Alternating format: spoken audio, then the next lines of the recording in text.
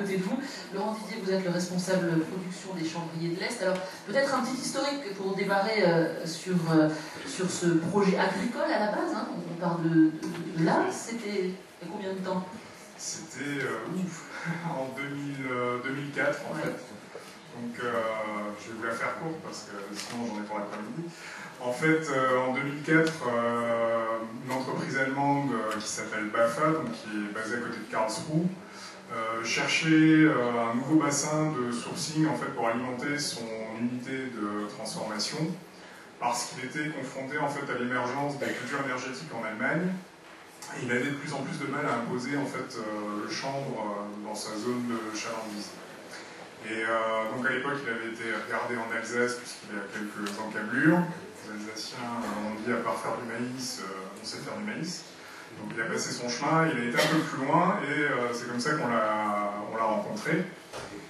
Il a eu la chance de trouver de l'écho en fait, auprès d'agriculteurs mosellans et meurthe-et-mosellans au départ essentiellement, qui étaient un petit peu lassés du modèle classique, colza, blé, orge et maïs aussi, puisqu'il s'en fait un peu, et qui cherchaient en fait à diversifier leur culture et surtout à redonner un petit peu une dimension environnementale un peu plus saine à leur culture.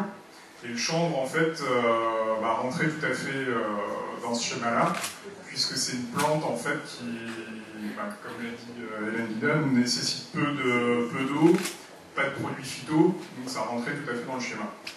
Donc, au démarrage, je crois que la première année, on a dû faire 15 hectares avec 10 producteurs, donc je vous laisse calculer la moyenne. Et puis, au fil du temps, il y a des gens qui sont sortis, qui sont rentrés, on a réussi à fédérer de plus en plus de monde. Au maximum, je crois qu'on a réussi à faire cultiver aux alentours de 500 hectares.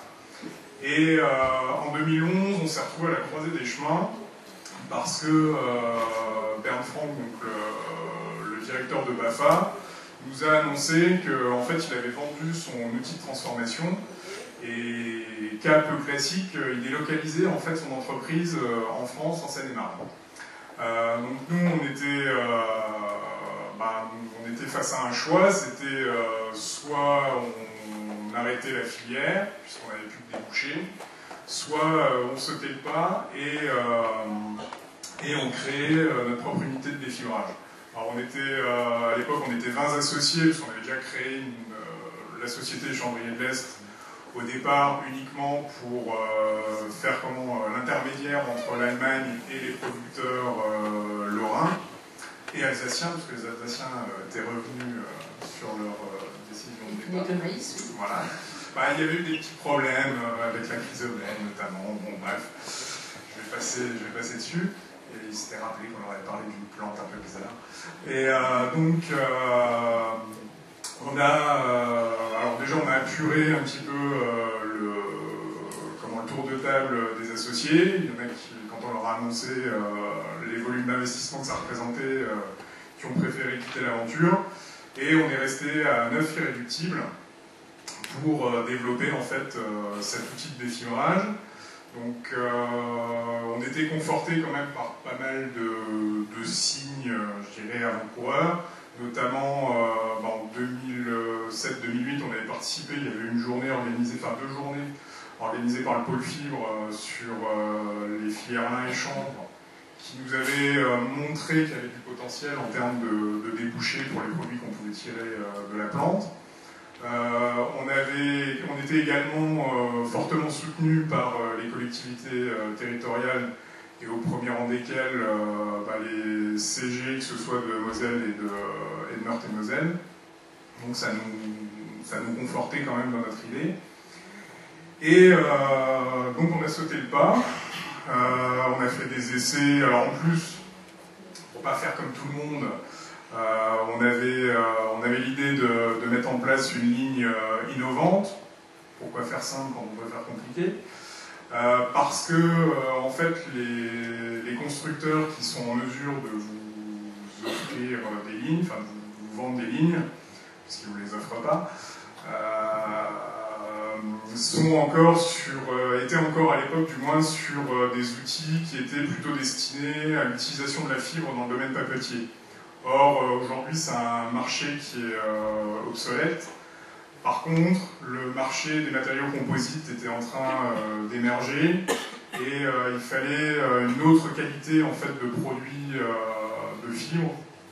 Donc, il fallait revoir complètement. Est-ce qu'on peut expliquer, avant de parler de cet outil particulier de transformation, vous êtes la 7e usine, hein, je crois, tout à fait, mais elle est particulière la vôtre, ce qu'on fait avec le chanvre, parce que peut-être que tout le monde n'est pas expert en chanvre, on a la plante, ça nécessite un défibrage, hein, c'est pas comme la paille, on a besoin de faire quelque chose pour obtenir 2 produits et des coproduits.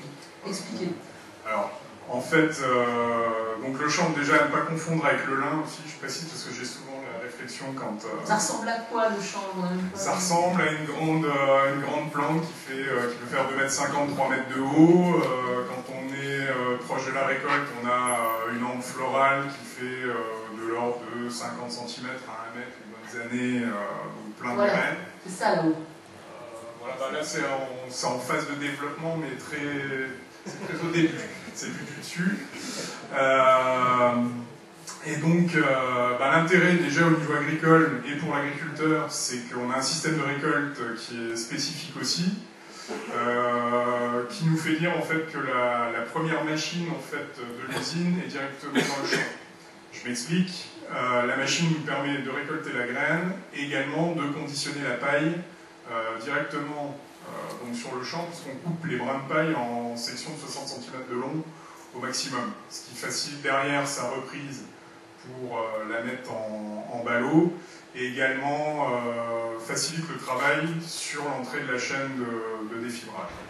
Et donc la plante, oui, pour résumer, vous avez déjà tous vu du cannabis, c'est du cannabis. Voilà, la seule grosse différence, c'est que nous, c'était ça que vous vouliez me faire dire. C'est donc le chanvre de nos amis hollandais, c'est Cannabis indica, et nous, c'est Cannabis sativa, donc chanvre sauvage. Alors c'était une culture qui était très répandue dans tout l'Hexagone jusque dans les années 50 et qui a en fait disparu avec l'émergence en fait des fibres synthétiques qui a marqué vraiment son arrêt de mort au sortir de la Seconde Guerre mondiale. Et en Lorraine, il y a quelques traces dans les noms des villages, dans les lieux-dits. Tout à fait, donc en Meurthe-et-Moselle, vous avez le village de Chenevrières. Je pense que c'est pas par hasard qu'ils s'appellent comme ça. Et on a également, si vous regardez d'un peu plus près, des vieilles cartes d'état-major ou des plans cadastraux, les agriculteurs savent souvent ça, les noms de parcelles peuvent avoir des consonances en lien avec le chanvre, donc Chenevrières, Chenevotte, dans la partie germanique, Anne fait quelque chose, enfin voilà, vous avez toutes les déclinaisons possibles. Il y a également dans le Toulois un écomusée où il y a encore présent des anciens rouissoirs, donc c'était des bassins où on mettait à rouir la paille de chanvre avant de la défibrer. Donc voilà, il y a effectivement des traces historiques quand même assez importantes dans la région. Donc j'ai ma paille de chanvre. Voilà. Qu'est-ce que j'en fais? Alors, votre paille de chanvre. Donc, alors, le principe, on l'a fait stocker chez les agriculteurs. Oui, la plante aussi, particularité, c'est une plante annuelle, une culture de printemps, donc ça veut dire qu'on la sème au mois entre mi-avril et mi-mai et qu'on la récolte en septembre, donc un cycle très court. Elle est récoltée, la graine est traitée pour l'instant par l'Orca au silo de Château-Salin. On la vend sur le marché européen ou mondial suivant les opportunités. La paille, elle reste 8-10 jours au sol.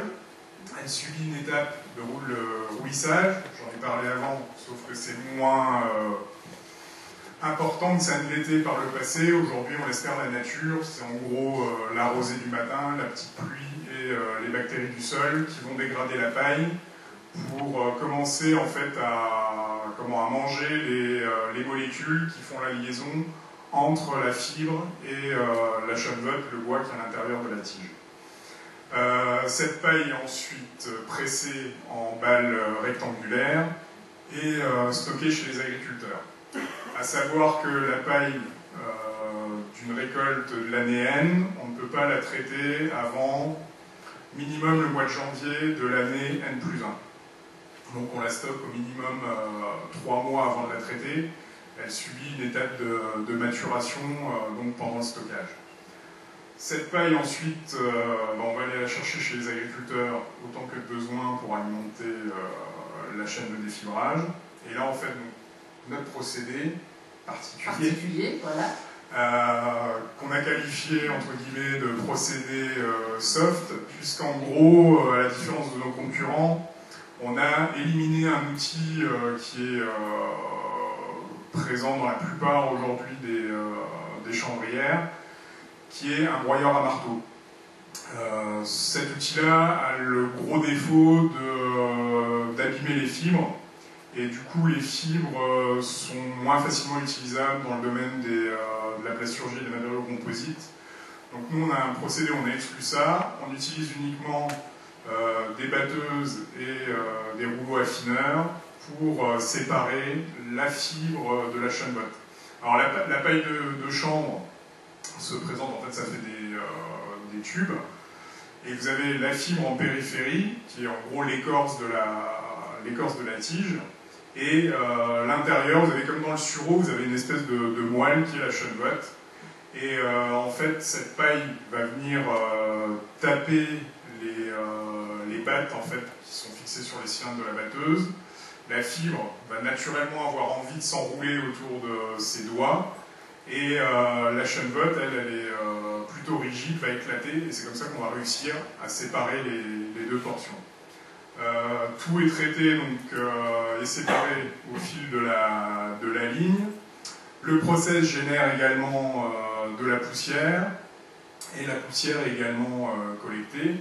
Donc la fibre, elle est mise en ballon pressé, prêt à être expédié. La chaîne botte est en sachet, en sacs qui font une vingtaine de kilos. Et la poussière est compactée en fait, sous forme de briquettes pour être utilisée comme source d'énergie dans des chaudières à biomasse. On voit tout ça sur votre stand, hein, Tout à fait. La fibre, c'est 20 à 30% C'est de l'ordre de entre 20 et 25. Alors, pour l'instant, vous avez l'outil de transformation, on a bien compris, qui est performant et qui est unique. Et maintenant, il faut développer les activités, et surtout en direction de la construction. Tout à fait.